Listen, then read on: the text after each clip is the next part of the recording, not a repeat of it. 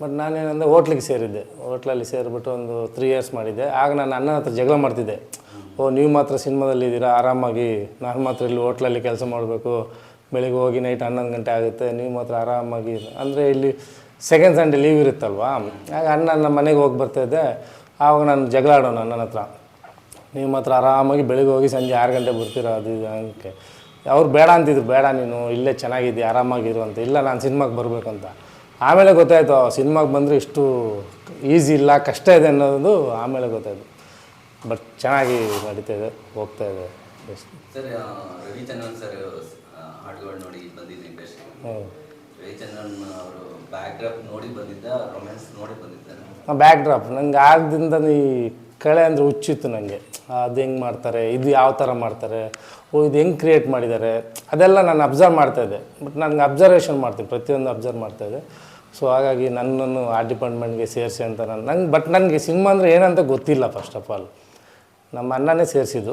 But ನಮ್ಮದು ಇಲ್ಲಿ art ಡಿಪಾರ್ಟ್ಮೆಂಟ್ಗೆ ಸೇರಿಸಿದ್ರು. ನನ್ನ ಪುಣ್ಯಕ್ಕೆ ನಂದು ಏನು ಕನಸಿತ್ತು ಅದಕ್ಕೆ ಸೇರಿಸಿದ್ದಾರೆ. ಬಟ್ ಅದೇ ಮುಂದೆ ಹೋಗ್ತಾಯಿದೆ, ನಡ್ಸ್ಕೊಂಡು ಹೋಗ್ತಾಯಿದೆ. ಅದೇ ಟ್ರೈ ಮಾಡ್ತಾಯಿದ್ವಿ. ಬಟ್ ನನಗೆ ಅಷ್ಟೊಂದು ಹಚ್ಚಿಲ್ಲ ಅದು. ನನಗೆ ಅಷ್ಟು ಸ್ವಲ್ಪ ತಾಳ್ಮೆ ಕಮ್ಮಿ, ನನಗೆ ಅಷ್ಟೊಂದು ನಾನು ಪೇಷನ್ಸ್ ಕಮ್ಮಿ, ನನಗೆ ಕೂತಲ್ಲೇ ಕೂರೋದು ಸ್ವಲ್ಪ ಕಮ್ಮಿ. ಸೊ ಹಾಗಾಗಿ ನನಗೆ ಅಷ್ಟೊಂದು ಹಚ್ಚಿಲ್ಲ. ಬಟ್ ನಾನು ಏನೇ ಇದ್ದರೂ ನನ್ನ ಮೈಂಡಲ್ಲಿ ಇದು ಹಿಂಗೆ ಅಂತ ಯೋಚನೆ ಮಾಡಿಬಿಡ್ತೀನಿ. ಇದು ಇಷ್ಟೇ, ಇದು ಹಿಂಗೆ ಬರಬೇಕು ಅನ್ನೋದು ನಾನು ಅಲ್ಲೇ ಥಿಂಕ್ ಮಾಡಿಬಿಡ್ತೀನಿ. ಸೊ ಅದೇ ನನಗೆ ಪ್ಲಸ್ ಆಗುತ್ತೆ ವರ್ಕು. ಹೌದು ಹೌದು. ಇನ್ಸ್ಪೆಕ್ಟರ್ ವಿಕ್ರಮ್ ಮಾಡಿ. ಹೌದು. ಆ ಚಾಲೆಂಜ್ ನನಗೆ ಆ್ಯಕ್ಚುಲಿ ಇನ್ಸ್ಪೆಕ್ಟರ್ ವಿಕ್ರಮ್ ನಾನು ವರ್ಕ್ ಮಾಡೋಕ್ಕೆ ವಿಖ್ಯಾತ ಪ್ರೊಡ್ಯೂಸರು. ಬಟ್ ಅವರು ತುಂಬ ಕನಸಿರೋ ಪ್ರೊಡ್ಯೂಸರ್ ಅವರು. ಇಲ್ಲ ಸತೀಶ್ ನೀವು ಮಾಡ್ತೀರಾ, ಅವ್ರು ಏನು ಕೇಳ್ತಾ ಇರಲಿಲ್ಲ. ಸರ್ ನಂಗೆ ಇದು ಬೇಕಂದ್ರೆ ಓಕೆ ಡನ್, ನಿಮ್ಗೆ ಏನು ಅನಿಸುತ್ತೆ ಅದು ಮಾಡಿಕೊಡು ಅನ್ನೋರು. ಯಾವತ್ತೂ ಒಂದು ದಿವಸ ಅಬ್ಜೆಕ್ಷನ್ ಮಾಡಿಲ್ಲ. ಸೊ ಹಾಗಾಗಿ ನನಗೆ ಅದನ್ನು ನಾನು ಏನು ಅಂದ್ಕೊಂಡಿದ್ದೀವಿ ಅದು ಇನ್ನೂ ಚೆನ್ನಾಗಿ ಮಾಡೋ ಥರ ವಿಖ್ಯಾತ ತುಂಬ ಸಪೋರ್ಟ್ ಇದರಲ್ಲಿ ಪ್ರೊಡ್ಯೂಸರು. ಸೊ ಹಾಗಾಗಿ ಇನ್ಸ್ಪೆಕ್ಟರ್ ವಿಕ್ರಮ್ ಬರೋದಕ್ಕೆ. ಬಟ್ ನಮ್ಗೆ ಕನಸಿತ್ತಲ್ವಾ, ಇಲ್ಲ ಇದು ಈ ಥರನೇ ಮಾಡಿದರೆ ಚೆನ್ನಾಗಿರೋ ಅನ್ನೋದು. ಸೊ ನಮಗೆ ಎರಡು ಸಪೋರ್ಟ್ ಇದ್ದಾಗ ಅದು ಚೆನ್ನಾಗಿ ಬಂತು ನಮಗೆ. ಕಮ್ಮಿ ಬಜೆಟಲ್ಲಿ ಸಿನಿಮಾ ಬರ್ತದೆ, ಹೈ ಬಜೆಟಲ್ಲಿ ಇರ್ತದೆ, ಅವಾಗ ಆರ್ಟ್ ಡಿಪಾರ್ಟ್ಮೆಂಟ್ ಎಷ್ಟು ಬ್ಯಾಲೆನ್ಸ್ ಆಗಿರಬೇಕು? ಆ್ಯಕ್ಚುಲಿ ನಾವು ಒಂದು ಕಡೆ ಬಿರಿಯಾನಿ ಸಿಗುತ್ತೆ, ಒಂದು ಕಡೆ ಚಿತ್ರಾನ್ನ ಕೊಡ್ತಾರೆ. ಸೊ ನಾವು ಎರಡಕ್ಕೂ ರೆಡಿಯಾಗಿರಬೇಕು. ಎಲ್ಲ ಕಡೆ ನಾವು ಇದ್ದೇ ಬೇಕಂದಾಗ ತುಂಬ ಕಷ್ಟ ಆಗುತ್ತೆ.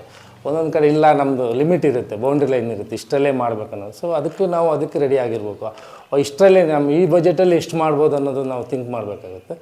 ಸೊ ಹಾಗಾಗಿ ನಮಗೆ ಎರಡು ಕಾಮನ್ನು, ಎರಡಕ್ಕೂ ರೆಡಿ ಆಗಿರ್ತೀವಿ. ಬೇಡ, ನಮಗೆ ಸಿನಿಮಾ ಅನ್ನೋದು ಪ್ರತಿಯೊಂದು ಒಂದೇ. ಲೋ ಬಜೆಟ್ ಹೈ ಬಜೆಟ್ ಅನ್ನೋದು ಬಜೆಟ್ ಮೇಲೆ ಹೋಗುತ್ತೆ, ಖರ್ಚು ಮೇಲೆ ಮಾಡಬೇಕು. ಸಿನಿಮಾ ಅನ್ನೋದು ಪ್ರತಿಯೊಂದು ಸಿನಿಮಾನೂ ನಮಗೆ ಒಂದೇ. ದೊಡ್ಡ ಸಿನಿಮಾನೂ ಅದೇ ವರ್ಕ್ ಮಾಡ್ತೀವಿ, ಚಿಕ್ಕ ಸಿನಿಮಾನೂ ಅದು. ಬಟ್ ಬಜೆಟ್ ವೈಸು ಹೆಚ್ಚು ಕಮ್ಮಿ ಇರುತ್ತೆ. ಬಿಟ್ಟರೆ ನಮ್ಮ ಆರ್ಟ್ ಡಿಪಾರ್ಟ್ಮೆಂಟ್ಗೆ ಪ್ರತಿ ಸಿನಿಮಾನೂ ಒಂದೇ ನಮಗೆ ವರ್ಕ್ ಮಾಡೋದು. ಲೋ ಬಜೆಟಲ್ಲಿ ಅಂದರೆ ಸಿನಿಮಾ ಹೈ ಬಜೆಟಲ್ಲಿ ಆಲ್ಮೋಸ್ಟ್ ಮನಿ ಬ್ಯಾಕಪ್ ಇರುತ್ತೆ, ಬಟ್ ಲೋ ಬಜೆಟಲ್ಲಿ ಇರಲ್ಲ. ಅದು ಆ ಥರ ಒಂದು ಸಿನಿಮಾ ಚಾಲೆಂಜಿಂಗ್ ಅನಿಸಿದ್ಯಾ? ನಮಗೆ ಲೋ ಬಜೆಟ್ ಸಿನಿಮಾ ಅಂದರೆ ನಮಗೆ ಆ್ಯಕ್ಚುಲಿ ಫ್ರೀಡಮ್ ಇರುತ್ತೆ. ಆ್ಯಕ್ಚುಲಿ ಲೋ ಬಜೆಟ್ ಸಿನಿಮಾ ಅಂದರೆ ತುಂಬ ಫ್ರೀಡಮ್ ಇರುತ್ತೆ. ಹೈ ಬಜೆಟ್ ಸಿನಿಮಾದಲ್ಲಿ ಫ್ರೀಡಮ್ ಕಮ್ಮಿ, ಕ್ವಶನ್ಗಳು ಜಾಸ್ತಿ ಇರುತ್ತೆ, ಎಲ್ಲನೂ ಇರುತ್ತೆ. ಬಟ್ ಲೋ ಬಜೆಟ್ ಸಿನಿಮಾದಲ್ಲಿ ಫ್ರೀಡಮ್ ಇರುತ್ತೆ. ಈ ಥರ ಮಾಡಿದರೆ ಚೆನ್ನಾಗಿರುತ್ತೆ ಅನ್ನೋದು. ಆಗ ಕನಸುಗಳು ನಮ್ಗೆ ಈಚೆ ಬರುತ್ತೆ. ಆ್ಯಕ್ಚುಲಿ ಲೋ ಬಜೆಟ್ ಸಿನಿಮಾದಲ್ಲಿ ಇದು ಈ ಥರ ಮಾಡೋಣ, ಈ ಥರ ಮಾಡೋಣ ಅನ್ನೋದು ನಮಗೆ ಅದಾಗಿರೋದು. ಬೇಡ ಅದು ನಡೀತಾ ಇರುತ್ತೆ. ಅದೇ ನಾನು ಹೇಳಿದ್ನಲ್ಲ, ನನಗೆ ಲೋ ಬಜೆಟ್ ವೈಸ್ ನಾವು ಥಿಂಕ್ ಮಾಡ್ತೀವಿ ಅಷ್ಟೇ, low budget high budget. But ನಮ್ಗೆ ಸಿನಿಮಾ ಎಲ್ಲ ಒಂದೇ. ಮನಿ ಇದರಿಂದ ಹೈ ಬಜೆಟ್ ಲೋ ಬಜೆಟ್ ಅಂತ ಇದು ಮಾಡ್ತಾರೆ. ಬಿಟ್ಟರೆ ಸಿನಿಮಾ ಅನ್ನೋದು ಪ್ರತಿಯೊಂದು ಹೈ ಬಜೆಟ್ ಆಗಲಿ ಲೋ ಬಜೆಟ್ ಆಗಲಿ ಪ್ರತಿಯೊಂದು ಸಿನಿಮಾ ಏನು ಮಾಡಬೇಕಾದ್ ಮಾಡಲೇಬೇಕಾಗತ್ತೆ. ದುಡ್ಡಿನ ಮೇಲೆ ಹೋಗುತ್ತೆ ಅಷ್ಟೇ. ಬಿಟ್ಟರೆ ಮತ್ತು ಅದ್ರ ಬಗ್ಗೆ ನಾನು ಎರಡು ಥರ ಯೋಚನೆ ಮಾಡಲ್ಲ ಅದನ್ನು. ನಮಗೆ ಹಾಗಾಗಿ ಯಾವುದು ಚಿಕ್ಕ ಸಿನಿಮಾ ದೊಡ್ಡ ಸಿನಿಮಾ ಅಂತ ನಾನು ಇದೇ ಮಾಡಲ್ಲ. ಈಗ ಆರ್ಟ್ ಡಿಪಾರ್ಟ್ಮೆಂಟ್ ಅಂದಿದ ತಕ್ಷಣ ನಮಗೆ KGF ತುಂಬ ಜನ ರೆಫರೆನ್ಸ್ ಮಾಡ್ತಾರೆ, ಇವಾಗ ಇಂಡಸ್ಟ್ರಿಲ್ ಆಗಲಿ ಔಟ್ಸೈಡ್ ಆಗಲಿ. ಸೊ ಆ ಥರ ಒಂದು ಸಿನಿಮಾ ಆರ್ಟ್ ಡಿಪಾರ್ಟ್ಮೆಂಟ್ ನೋಡಿದಾಗ ಹೇಗೆ ಅನಿಸ್ತು ಸರ್? ಆ್ಯಕ್ಚುಲಿ KGF ನೋಡೋದು ತುಂಬ ಖುಷಿ ಆಗುತ್ತೆ. ನಾನು ನಮಗೆ ಆರ್ಟ್ ಡೈರೆಕ್ಟರ್ ಶಿವಕುಮಾರ್ ಕರೆದಿದ್ರು, ನನ್ನನ್ನು ಆ್ಯಕ್ಚುಲಿ ಅಸಿಸ್ಟೆಂಟಾಗಿ ಕರೆದಿದ್ರು ಆ ಪಿಕ್ಚರ್ಗೆ. ಬಟ್ ನಾನು 3-4 ಸಿನಿಮಾ ಕಮಿಟ್ ಆಗಿದ್ದೆ. ಅಲ್ಲಿ ಹೋದ್ಮೇಲೆ 2-3 ಇಯರ್ಸ್ ಬರೋದು ಇರಲಿಲ್ಲ. ಬಟ್ ಅವ್ರಿಗೆ ತುಂಬ ಕರೆದಿದ್ರು ನಾನು. ಬಟ್ ನಾನು ಅಸಿಸ್ಟೆಂಟಾಗಿ ಹೋಗೋಕ್ಕೆ ತುಂಬ ಆಸೆ ಇತ್ತು. ಬಟ್ ನಾನು ಇಲ್ಲಿ ಕಮಿಟ್ ಆಗಿದ್ನಲ್ಲ, ಸೊ ಅದನ್ನು ಬಿಟ್ಟು ಹೋಗೋ ಥರ ಇರಲಿಲ್ಲ. ಇಲ್ಲ ನಾನು ಮಾಡೋಕ್ಕಾಗಲ್ಲ ಅಂತ. ಬಟ್ ಆಮೇಲೆ ಯೋಚನೆ ಆಯ್ತು, ಸರ್ ನಾನು ಮಾಡಬೇಕಿತ್ತಲ್ಲ ಅನ್ನೋದು. ಬಟ್ ಏನು ಮಾಡೋಕ್ಕಾಗಲ್ಲ, ನಾವು ಇಲ್ಲಿ ಕಮಿಟ್ ಆಗಿದ್ದಾಗ ಅವ್ರಿಗೆ ಇದು ಮಾಡೋಕ್ಕಾಗಲ್ವಲ್ಲ.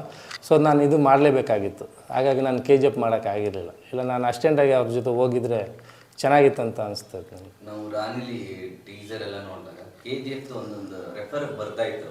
ಸೊ ಅದಕ್ಕೋಸ್ಕರ ಈ ಕ್ವಶನ್ ಕೇಳಿದೆ. ಸೊ ರಾಣಿ ಬಗ್ಗೆ ಹೇಳೋದಾದ್ರೆ ಆ ಆರ್ಟ್ ಡಿಪಾರ್ಟ್ಮೆಂಟ್. ರಾಣಿ ಬಗ್ಗೆ ಆ್ಯಕ್ಚುಲಿ ನಾವು ಕೂತು ಆಫೀಸಲ್ಲಿ ಒಂದು 6 ಮಂತ್ ಕೂತಿದ್ದೀವಿ. ನನ್ನನ್ನು ದಿನ ಟಾರ್ಚರ್ ಕೊಡೋರು. ಇಲ್ಲಿ ಪ್ರೊಡ್ಯೂಸರ್ ಇದ್ದಾರೆ ಗಿರೀಶ್, ದುಡ್ಡು ಕೊಡ್ತಿರಲಿಲ್ಲ ಅವರು. ಬಾಬಾ ಅನ್ನೋರು ಫಸ್ಟಿಗೆ. ನಾನು ದುಡ್ಡು ಕೊಟ್ಟು ಬರ್ತೀನಿ ಅಂದರೆ ಇಲ್ಲ ಫಸ್ಟ್ ನೀವು ಬನ್ನಿ ಅಂದ ಆ ಥರ. ಬಟ್ ಕರಿತಿದ್ರು. ಬಟ್ ನನಗೆ ತುಂಬ ಟೀಮ್ ಆ ಥರ ಇತ್ತು. ಪ್ರತಿಯೊಂದಕ್ಕೂ ಡಿಸ್ಕಸ್ ಮಾಡಿ ಇಲ್ಲ ಈ ಸೀನ್ ಹಿಂಗೆ ಹೋದರೆ ಚೆನ್ನಾಗಿರುತ್ತೆ, ಅದೊಂದು ಫೈಟ್, ಒಂದು ಜಿಮ್ ಸೆಟ್ ಆಗಿರ್ಬೋದು, ಇನ್ನೊಂದು ರವಿಶಂಕರ್ದು ಅಡ್ಡ ಸೆಟ್ಟು, ಸಾಂಗ್, ಇದೆಲ್ಲ ಇದೇ ಥರ ಮಾಡೋಣ, ಈ ಥರ ಮಾಡೋಣ ಅಂದಾಗ ತುಂಬ ಡಿಸ್ಕಸ್ ಮಾಡಿದ್ದೀವಿ. ಆ ಥರ ಡಿಸ್ಕಸ್ ಮಾಡಿದಾಗ ನಮಗೂ ಇಂಟ್ರೆಸ್ಟ್ ಬರುತ್ತೆ. ಇಲ್ಲ ನಾವು ಏನು ಅಂದ್ಕೊಂಡಿದ್ದೀವಿ ಇನ್ನೂ ಸ್ವಲ್ಪ ಚೆನ್ನಾಗಿ ಮಾಡೋಣ ಅನ್ನೋದು. ಬಟ್ ನಮಗೆ ಡೈರೆಕ್ಟರ್ ಕಡೆಯಿಂದಾಗಲಿ, ಪ್ರೊಡ್ಯೂಸರ್ ಕಡೆಯಿಂದಾಗಲಿ, ಎಲ್ಲರ ಕಡೆಯಿಂದ ತುಂಬ ಸಪೋರ್ಟ್ ಇತ್ತು. ನಮಗೆ ಎಲ್ಲೂ ಒಂದು ದಿವಸ ಅಬ್ಜೆಕ್ಷನ್ ಮಾಡಿಲ್ಲ. ಇಲ್ಲ ನಾನು ತುಂಬ ಗಲಾಟೆ ಮಾಡ್ತಿದ್ದೆ ಆ ವಿಷಯದಲ್ಲಿ ಗಿರೀಶ್ ಪ್ರೊಡ್ಯೂಸರ್ ಹತ್ರ. ಇಲ್ಲ ಇದು ಬೇಕೇ ಬೇಕು ಅನ್ನೋದು. ಎಕ್ಸಿಕ್ಯೂಟಿವ್ ಪ್ರೊಡ್ಯೂಸರ್ ಅವರು. ಬಟ್ ದುಡ್ಡು ಲೇಟ್ ಮಾಡೋರು ಅವರು. ಬಟ್ ಕೆಲಸದ ವಿಷಯದಲ್ಲಿ ತುಂಬ ಇದು ಮಾಡ್ತಿದ್ರು. ಹಾಗಾಗಿ ಜಗಳ ಮಾಡ್ತಿದ್ದೆ. ಇಲ್ಲ ಸರ್ ಇದು ಬರಬೇಕು, ನಾವು ಇವತ್ತು ಯೋಚನೆ ಮಾಡಬೇಕು ಕೆಲಸ ಮಾಡುವಾಗ. ನಾಳೆ ನಾವು ಇದು ಯಾಕೆ ಮಾಡಿಲ್ಲ ಅಂತ ಯೋಚನೆ ಮಾಡಬಾರ್ದು. ಇವತ್ತು ನಾವು ಯೋಚನೆ ಮಾಡಿದ್ರು ಇಲ್ಲ ಇದು ಮಾಡೋಣ ಅನ್ನೋದು. ಇಲ್ಲ ನಾವು ಸಿನಿಮಾ ಮುಗಿದ್ಮೇಲೆ ಹಿಂಗೆ ಮಾಡಬೇಕಿತ್ತಂತ ಯೋಚನೆ ಮಾಡಬಾರ್ದು ನಾವು. ಸೊ ಆ ಥರ ಜಗಳ ಆಡ್ತಿದ್ದೆ ನಾನು. ಇಲ್ಲ ಇದೇ ಥರ ಮಾಡೋಣ ಅಂದಾಗ ಸೊ ಅವರು ತುಂಬ ಸಪೋರ್ಟ್ ಮಾಡಿದ್ರು ನನಗೆ. ಇಲ್ಲ ಸತೀಶ್ ನೀವು ಮಾಡ್ತೀರಾ, ಮಾಡಿ ಚೆನ್ನಾಗಿ ಮಾಡಿ ಅಂತ ಪ್ರತಿಯೊಂದರಲ್ಲೂ ನನಗೆ ಸಪೋರ್ಟ್ ಮಾಡೋದು. ಡೈರೆಕ್ಟರ್ ಆಗಲಿ, ಪ್ರೊಡ್ಯೂಸರ್ ಆಗಲಿ, ಆಮೇಲೆ DOP ರಾಘು ಅವರು ತುಂಬ ಸಪೋರ್ಟಿವ್ ಆಗಿದ್ದರು. ಸೊ ಹಾಗಾಗಿ ನನಗೆ ರಾಣಿಲಿ ತುಂಬ ವರ್ಕ್ ಮಾಡೋಕ್ಕೆ ತುಂಬ ಇಷ್ಟ ಆಗಿ ತುಂಬ ಚೆನ್ನಾಗಿ ಬಂದಿದೆ ಅನ್ಕೋತೀವಿ ಸರ್. ಅಂದರೆ ಒಂದು ಕೆಲವೊಂದು ಸೀನ್ ನೋಡಿದಾಗ ಜೈಲ್ ಎಪಿಸೋಡ್ ಆಗಲಿ ಅದೆಲ್ಲ ತುಂಬ, ಮತ್ತು ಅಂಡರ್ವರ್ಲ್ಡ್ ಸಿಚುವೇಶನ್ ಏನೋ ಆ ಥರ ಬರ್ತದೆ. ಮೇಕಪ್ ಕೂಡ ಆರ್ಟ್ ಡಿಪಾರ್ಟ್ಮೆಂಟ್ ತುಂಬ ಎಫೆಕ್ಟ್ ಆಗಿತ್ತು. ಹೌದು ಆ್ಯಕ್ಚುಲಿ ಅದೇ, ಯಾಕೆಂದರೆ ಟೀಮ್ ವರ್ಕ್ ಅದು. ಪ್ರತಿಯೊಂದು ಪಾಯಿಂಟ್ ಡಿಸ್ಕಸ್ ಮಾಡ್ತಿದ್ರು ಡೈರೆಕ್ಟ್ರು. ದಿನ ಶೂಟಿಗೆ ಹೋಗೋ ಮುಂಚೆ ಪ್ರತಿಯೂ ಡಿಸ್ಕಸ್ ಮಾಡ್ತಿದ್ವಿ. ಏನೇ ನಾವು ಒಂದು ಶೆಡ್ಯೂಲ್ ಹೋಗೋ ಮುಂಚೆ ಇಲ್ಲ ಸತೀಶ್ ಇದು ಈ ಥರ ಬರುತ್ತೆ, ಈ ಲೊಕೇಶನ್ ಈ ಥರ ಬರುತ್ತೆ, ಹೀರೋಯಿನ್ ಈ ಥರ ಇರ್ತಾರೆ, ಹೀರೋ ಈ ಥರ ಹೋಗುತ್ತೆ, ಪ್ರತಿಯೊಂದು ಡಿಸ್ಕಸ್ ಮಾಡಿ ನಾವು ಮುಂದೆ ಹೋಗ್ತಾಯಿದ್ವಿ. ಸೊ ಹಾಗಾಗಿ ಎಲ್ಲನೂ ಈಸಿ ಆಯ್ತು ನಮಗೆ ವರ್ಕ್ ಮಾಡೋದಕ್ಕೆ. ಏನು ಚಾಲೆಂಜಸ್ ಇದೆ ಅಂದರೆ ನಾವು ತುಂಬ ಸಿನಿಮಾಗಳು ಬರ್ತಾವೆ ಈಗ. ಹೌದು, ತುಂಬ ಕಾಂಪಿಟೇಷನ್ ಲೆವೆಲ್ ಜಾಸ್ತಿ ಇದೆ ಸಿನಿಮಾ ಇಂಡಸ್ಟ್ರಿ. ಸೊ ನೀವು ಆರ್ಟ್ ಡಿಪಾರ್ಟ್ಮೆಂಟ್ ಬಂದಾಗ ರಾಣಿಲಿ ಏನು ಸ್ಪೆಷಲ್ ನೋಡ್ಬೋದು? ನಾನು ಆರ್ಟ್ ಡಿಪಾರ್ಟ್ಮೆಂಟ್ ಇವ್ರ ಕತೆ ಕೇಳಿದಾಗ ನಾನು ಒಂದೇ ಮಾತು ಹೇಳಿದೆ, ನನಗೆ ತುಂಬ ವರ್ಕ್ ಇದೆ ಇಲ್ಲಿ, ಮತ್ತು ನನಗೆ ನೀವು ಫ್ರೀಡಮ್ ಕೊಡಬೇಕು. ಪ್ರತಿಯೊಂದಕ್ಕೂ ಫ್ರೀಡಮ್ ಕೊಟ್ಟರೆ ನಾವು ಏನು ಅಂದ್ಕೊಂಡಿದ್ದೀವೋ ತರ್ಬೋದು ಅಂತ. ಫಸ್ಟ್ ಡೇಲಿ ನಾನು ಡಿಸ್ಕಸ್ ಆದ ಕೂಡಲೇ ಡೈರೆಕ್ಟ್ರಿಗಾಗಲಿ ಪ್ರೊಡ್ಯೂಸರ್ಗಾಗಲಿ ಇದೇ ಮಾತು ಹೇಳಿದೆ, ನನ್ನ ವರ್ಕ್ ತುಂಬ ಇದೆ, ನೀವು ಫ್ರೀಡಮ್ ಕೊಟ್ಟರೆ ನಾವು ಮುಂದುವರಿಯೋಣ ಅಂತ. ಸೊ ಅವ್ರು ಒಂದೇ ಮಾತು ಹೇಳಿ, ಇಲ್ಲ ಸತೀಶ್ ಮಾಡೋಣ, ಏನು ಅಂದ್ಕೊಂಡಿದ್ದೀವಿ ಚೆನ್ನಾಗಿ ಮಾಡೋಣ ಅಂತಲೇ ಮುಂದುವರೆದಿದ್ದು ನಾವು. ನನಗೆ ಕಿರಣ್ ರಾಜ್ ಅವರು ಎಷ್ಟು ದಿನ ಲವರ್ ಬಾಯ್ ಕಾಣಿಸ್ತಿದ್ರು, ಈ ಸಿನಿಮಾ ಫುಲ್ ಮಾಸ್ ಎಲಿಮೆಂಟ್ ಜಾಸ್ತಿ ಇದೆ. ಕಿರಣ್ ರಾಜ್ ಅವರು ತುಂಬ ಡಿಫ್ರೆಂಟಾಗಿ ಕಾಣ್ತಾರೆ. ಯಾಕಂದ್ರೆ ನಾನು ಅಂದ್ಕೊಂಡಿರಲಿಲ್ಲ. ನಾನು ಫಸ್ಟ್ ಕತೆಗೆಲ್ಲ ಯಾಕಂದ್ರೆ ನಾನು ಕನ್ನಡತಿ ಸೀರಿಯಲ್ ಎಲ್ಲ ನೋಡ್ತಾ ಇರ್ತೀವಲ್ಲ, ಬಟ್ ಹೀರೋ ತುಂಬ ಲವ್ಲಿ ಚಾಕ್ಲೇಟ್ ಹೀರೋ ಥರದ್ದು. ನಾನು ಅಂದ್ಕೊಂಡಿದ್ದೆ ಏನೋ ಓಕೆ ನಾವು ಇವ್ರು ಆಗ್ಬೋದು ಅಂತ. ಬಟ್ ಅವರು ಪರ್ಫಾರ್ಮೆನ್ಸ್ ನೋಡಿದಾಗ ಇಲ್ಲ ಈ ಕತೆಗೆ ಇವರೇ ಸೂಟಬಲ್ ಆಗುತ್ತಾರೆ ಅನ್ನೋದು ಆ ರೀತಿಗೆ ಪರ್ಫಾರ್ಮೆನ್ಸ್ ಮಾಡಿದ್ದಾರೆ. ನಂಗೆ ಪರ್ಸ್ನಲ್ ಆಗಿ ಕಿರಣ್ ರಾಜ್ ಆ್ಯಕ್ಚುಲಿ ತುಂಬ ಇಷ್ಟ ಆದರು ಅಂದರೆ ಅವರ ಮಾತಾಡೋ ರೀತಿ ಆಗಲಿ, ಅವ್ರು ಬೆರೆಯೋ ರೀತಿ ಆಗಲಿ ತುಂಬ ಕೋಆಪ್ರೇಟಿವ್ ಇದ್ದಾರೆ. ಎಲ್ಲೂ ನಾನು ಹೀರೋ ಅನ್ನೋದಾಗಲಿ ಈ ಥರ ಎಲ್ಲೂ ತೋರಿಸಿಲ್ಲ ಅವ್ರು. ಯಾಕಂದರೆ ಅವರು ಸೀರಿಯಲಲ್ಲಿ ಸೂಪರ್ ಸ್ಟಾರ್ ಆಗಿದ್ದಾರೆ. ಸಿನಿಮಾ ಅವ್ರಿಗೆ ಇದಾದರು, ಸೀರಿಯಲ್ ಸೂಪರ್ ಸ್ಟಾರ್. ಬಟ್ ಎಲ್ಲೂ ಅವರು ಒಂದು ದಿವಸ ನಮಗೆ ತುಂಬ ಫ್ರೆಂಡ್ಲಿಯಾಗಿ, ತುಂಬ ಕ್ಲೋಸ್ ಆಗಿ ಪ್ರತಿಯೊಂದು ಡಿಸ್ಕಷಲ್ಲಿದ್ದರು ಅವರು. ಇಲ್ಲ ಇದೇ ಥರ ಮಾಡೋಣ ಅನ್ನೋದು ತುಂಬ ಕೋಆಪ್ರೇಟ್ ಆಗಿದ್ದರು. ಹಾಗಾಗಿ ತುಂಬ ಚೆನ್ನಾಗಿ ಮಾಡೋಕ್ಕಾಗುತ್ತೆ. ಯಾವಾಗ ರಿಲೀಸ್ ಆಗ್ಬೋದು? ರಿಲೀಸ್ ಪ್ರೊಡ್ಯೂಸರ್ಗೆ ಕೇಳಬೇಕಾಗುತ್ತೆ.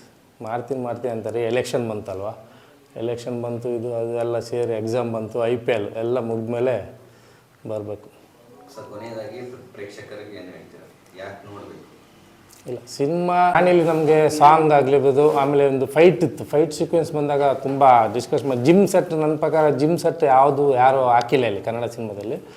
ಮಾಡಿದ್ದಾರೆ, ಜಿಮ್ಮಲ್ಲಿ ಫೈಟ್ ಮಾಡಿದ್ದಾರೆ, ತುಂಬ ಇದೆ. ಬಟ್ ಜಿಮ್ ಅಂತ ಫುಲ್ಲು ಸೆಟ್ ಹಾಕ್ಬಿಟ್ಟು ಮಾಡಿರೋದು ನನ್ನ ಪ್ರಕಾರ ಇದೇ ಪಿಕ್ಚರಲ್ಲಿ ರಾಣಿಲಿ ಮಾಡಿದ್ವಿ. ಫುಲ್ಲು HMTಲಿ ಫುಲ್ಲು ದೊಡ್ಡ ಸೆಟ್ ಹಾಕಿ ಜಿಮ್ಮಲ್ಲಿ ಫೈಟ್ ಮಾಡಿದ್ವಿ. ಹಾಗೆ ರವಿಶಂಕರ್ ಅವ್ರದ್ದು ಅಡ್ಡ ಈ ಥರ ಒಂದು, ಆಮೇಲೆ ಜೈಲ್ ಎಪಿಸೋಡು ಅದನ್ನು HMTಲಿ ಸೆಟ್ ಮಾಡಿದ್ವಿ. ಒಂದು 4 ಸೆಟ್ನ ನಾವು ಫೈಟ್ಗೋಸ್ಕರನೇ ಮಾಡಿದ್ದೀವಿ. ಸೊ ಹಾಗಾಗಿ ಎಲ್ಲೂ ರಾಜಿ ಆಗದೆ ಚೆನ್ನಾಗಿ ಮಾಡಿದ್ವಿ. ಪ್ರೊಡ್ಯೂಸರ್ ತುಂಬ ಸಪೋರ್ಟಿವ್ ಆಗಿದ್ರು ನಮಗೆ. ಏನು ಬಜೆಟ್ ಆಯಿತು?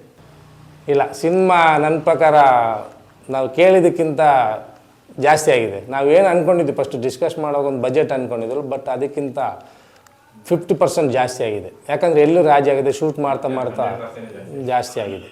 ಅಲ್ಲ, ಪ್ರೊಡ್ಯೂಸರ್ 100% ಹೇಳ್ತಾರೆ, ಬಟ್ ನಮ್ಮ ಪ್ರಕಾರ ಒಂದು 50% 100% ಆಗಿದೆ. ಯಾಕಂದ್ರೆ ಖುಷಿ ಇದೆ. ಫೈನಲ್ ನಮಗೆ ಸಿನಿಮಾ ನೋಡುವಾಗ ನಾವು ಮಾಡಿದ್ದಕ್ಕೂ ತುಂಬ ಸಾರ್ಥಕ ಆಯ್ತು ಅನ್ನೋದು ಬರುತ್ತೆ. ಆಗ ಬಜೆಟ್ ವೈಸ್ ಎಲ್ಲೂ ಥಿಂಕ್ ಮಾಡಿಲ್ಲ ಪ್ರೊಡ್ಯೂಸರ್. ತುಂಬ ಖುಷಿಯಾಗಿ ಟೀಮ್ ಇವತ್ತಿಗೂ ತುಂಬ ಖುಷಿಯಾಗಿ ಮೂವ್ ಆಗ್ತಾಯಿದೆ. ಅದೇ ಖುಷಿ ನಮಗೆ. ಥ್ಯಾಂಕ್ಸ್. SS ಟಿವಿ, ಸಿನಿಮಾ ಜಗತ್ತಿನ ಕ್ಷಣ ಕ್ಷಣದ ಸುದ್ದಿಯೊಂದಿಗೆ.